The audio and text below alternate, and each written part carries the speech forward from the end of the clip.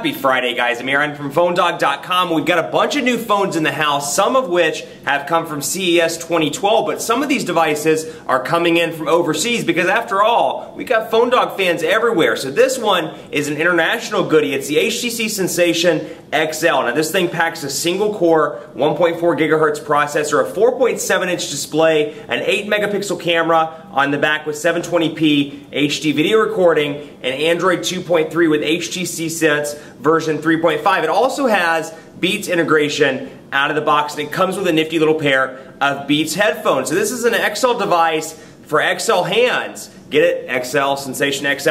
I thought it was funny, but hey, it's Friday. Give me some credit. The Sensation XL, we're going to do a full review on this and see if this is a device you should get. Maybe you should bring it in from overseas if you're in the US, or if you should wait for something else. But first, some love to Best Buy Mobile. When you go into Best Buy Mobile, you'll walk out working. They'll help you set up your email, your web, your call settings, your camera settings, and more. So when you walk out that door, your phone's set up. It's ready to go at Best Buy Mobile. They hook us up with a ton of phones, kind of like this, for use in our one-paw bandit game. Let's take a look. HTC Sensation XL. Is this a device for you? We'll find out starting right now.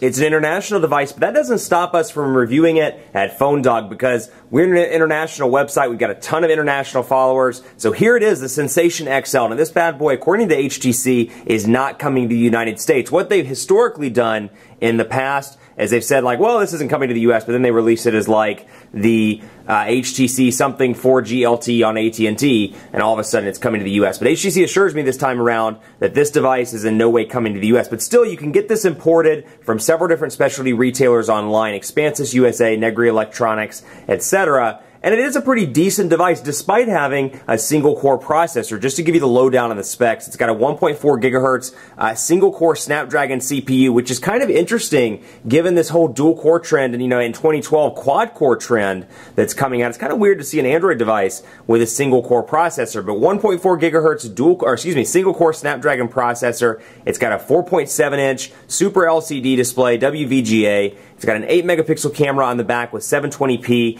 HD video recording. It's got Beats audio built into this device. And then down here you can see, actually I keep doing this because I'm used to some of the American Windows phones where this thing slides off, but actually the full battery door comes off to reveal a 1,600 milliamp hour battery. And otherwise, you know, it looks a lot like the HTC Titan, kind of a combination between the HTC Titan on AT&T and then the HTC some of the tablets like the Flyer as well, but still fits pretty well in the hand though. I will say 4.7 inches is definitely, on the, for me at least, on the large end. It's definitely one of those phones where it's like, I can carry it, but this is as far as I will go. 5.3 inches on the Galaxy Note, a little bit too big for me personally. This is about as big as it gets for my hands, but still, you know, relatively easy. I still can, you know, can barely reach over there to the side, but relatively easy to hold with one hand. But just to give you a look and a rundown here, micro USB charging port over on the left side, volume rocker over on the right. You got your camera, of course, with dual LED flash on the back, your 3.5mm headphone jack up top, and the power button up top as well. Now this supports 850, 900, 1800, and 1900 megahertz GSM bands,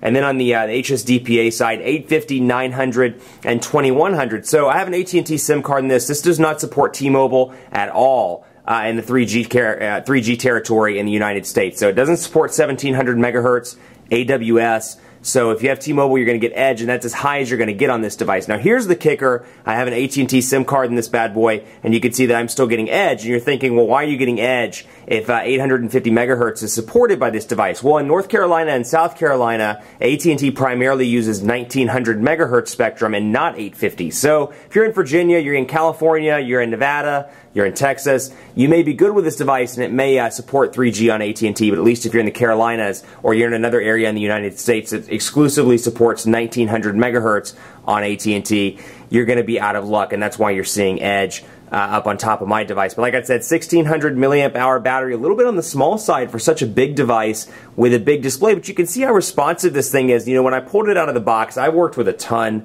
of HTC phones, and I'm like, you know, I'm kind of expecting that typical Sense 3.5 lag. You know, it's a little bit of a kind of bogged down at times, you know, kind of an experience from the Rezound. This phone, and this is what threw me, this phone operates in day-to-day performance faster than the HTC Rezound, which has a dual-core 1.5 gigahertz processor. So it's kind of, I'm sitting here at my desk one night thinking, why is this thing with a single-core processor outperforming the Rezound with a dual-core processor that's not only dual-core, but it's clocked faster as well. I'm not sure, you know, I couldn't give you an answer for certain, but I will say it's nice and speedy, even with a single core processor. And, you know, in terms of battery consumption, I think you'll experience a better number in battery life department as a result as well. But you can just see very quick, very speedy, little to no lag on this bad boy. And of course, because it is an unlocked version that HTC was nice enough to send over, which I'm going to give them some love here. Special thanks to HTC. Thanks for sending it over. We really appreciate it.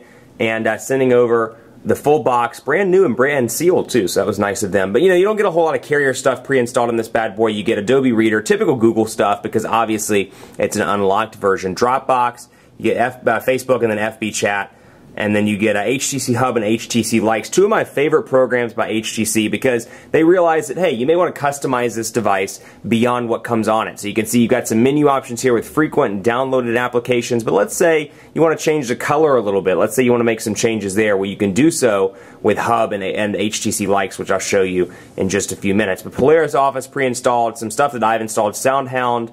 You've got typical HTC stuff like Stocks, Tasks, you've got Tango, and then you have Wi-Fi hotspot as well. So just a couple different things. You'll notice it's in the international configuration with 2 L's for voice dialer and personalization with an S, as opposed to, actually I'm sorry, with a Z on this side, but it should say, interestingly enough, it does have Z over here. It's supposed to be in the UK version of English. I'm surprised it's not an S, but you can see personalization menu, and this gets into what I was talking about with HTC Sense and HTC Hub rather, and HTC Likes. You can come over here and go to display, and HTC offers a ton of customizations on all of their devices that are running Sense, but particularly in Sense 3.0 and Sense 3.5. So you can see here, you know, scene, skin, wallpaper, lock screen style can be changed. So I can change the lock screen, for example, to a weather lock screen. And so I can come over here and hit apply, and we'll change that. And so when I go back out and turn it back on, you can see it's going to give me the weather for the location that I'm at, which is unusually hot to be January 27th. It drives me nuts that it's 62 degrees, but hey, that's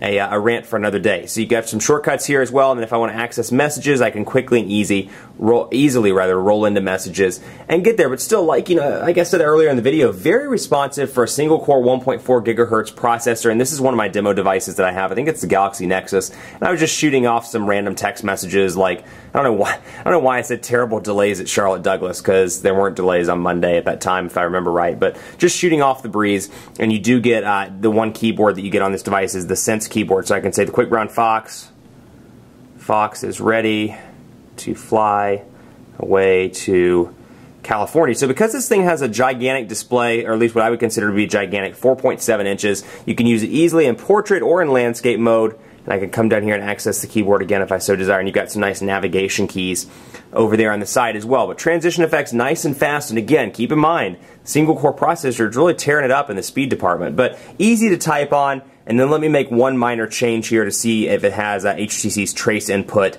pre-installed, which I believe it does. I'm going to go down to Keyboards and Settings. I'm going to go to Touch Input, and let's get Trace Keyboard turned on so you can see what that's like as well. So you don't get any additional keyboards pre-installed out of the box, but you really get kind of a 2-for-1 special here with HTC's Trace Input. So you can turn that on and immediately use a swipe-like feature. How are you doing? And I'm really not good at it, but you get the idea. You can be typing along, and all of a sudden you want to change it over, which it worked.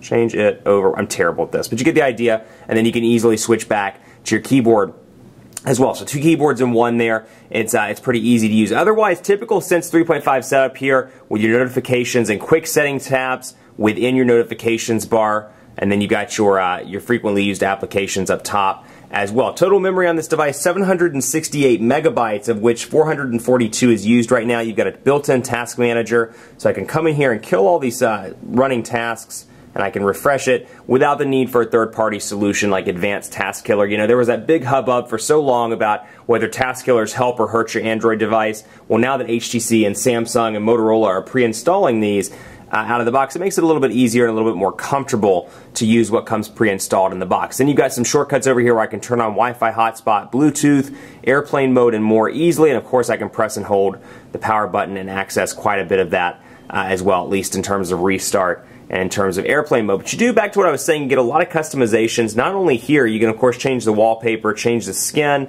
but when it says get more, up here at the top, I can access HTC Hub and HTC Likes, and it's a free application from HTC where I can go on and get additional skins or additional wallpapers or additional ringtones from HTC's online store. So they realize that you want to personalize it probably beyond what comes pre-installed. So it's nice that that's pre-installed on the Sensation XL. When you see some of the US branded HTC devices like Verizon's, for example, the Rezound, you'll notice that it's gone. Well, usually it's a carrier decision to remove that. So Verizon's made a decision at some point in the product cycle to remove that before launching it. So it's nice to see on an unlocked international device this nice little HTC Hub feature. And then of course you've got widgets as well. And you've got 7 home screens on this device with a lot of different widget choices. Now, it does kind of burn me up a little bit that HTC Sense does not have customizable widgets. You look at calendar, for example, and you can do some customizations. You'll notice, of course, out of the gate, you've got 3 different calendar widgets here.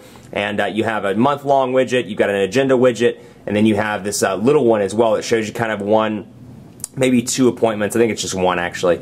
And you can select different sizes, but once they're on the home screen, you can't customize the size. So you do get a lot of different choices. We can go into messages, for example, and you get a couple of different options here. And we can select that, but it's a gigantic widget. And if you don't have space on the home screen, for example, on this one, it's not going to fit. So you're either going to have to find a smaller one or do without it. You know, whereas when you come over here, there's not a whole lot of space left on the screen. I love some customizable widgets on this device, so I could pick and choose, you know, kind of throw a customizable one in there, and then kind of mix and match and fill up all the space on the device. So just a little pet peeve, but still, even in Sense 3.5, that feature is not available just yet. Now let me pull this away here so I can get rid of some of these calls. Forgive me here, call history. I'm going to remove these because somebody kept calling this demo phone this morning, and I don't want their number to appear on camera because that'd just be mean. But you can see here, here's what it looks like. Typical call log, and you've got your tabs down here, people, groups, and call history, and I can easily scroll back and forth. And on that note, they do a great job in the organizational department. If we'll go into people in Sense 3.5, you can see all the different contacts I have. So we'll find Phone Dog Aaron, for example, and this is a demo phone as well that I have. I think it's the Captivate Glide, if I remember right. But I've got a picture shortcut. I've got the fact that it's linked via Google. I've got some shortcuts here to call or send a text message, the organization I work for, the group, a lot of different features. But I can come down here and I can do a couple of different things. I can scroll over to Thread, for example. I can see if I have any messages from Phone Dog Aaron, any emails or any call history. I can come over to Updates and see some changes. Then I can go to Gallery and see if there are pictures tagged with Phone Dog Aaron. So when you really get a lot of contacts in there, it's nice to come over and say, hey, when did I last talk to Aaron? When did I last send him a text message? When did we have email correspondence last? You can see it all in Sense 3.5, and it's really organized, and again, very easy to access and very speedy as well. Let's take a look at the browser also before we cut for part 2, and we'll go into phonedog.com and wait for it to load up. Now I should have kicked it over onto Wi-Fi because Edge is a little bit on the slow side, but still we'll go ahead and access it like this, and hopefully it loads up relatively quickly. Again, very quick operation here. You can see portrait to landscape transitions. It's got a nice little transition effect that throws your eye away from it throws your eye away. That sounds pretty nasty actually. Throws your eye, or let's say fools your eye, that's a little bit of a better way of saying it, into thinking it's a little bit more smooth than it actually is. But Phone Dog's loading up, and you can see pinch to zoom, very responsive. And you know, just overall, the feeling that I keep getting with this device is this sucker only has a single core processor, and this is smoother than most of the HTC devices that I've tested in the past 4 or 6 months. The HTC Android devices, that is, in the past 4 or 6 months. Very responsive. Page isn't even fully loaded yet, and transitions are fast. You got some nice pinch to zoom features and more. So really impressive.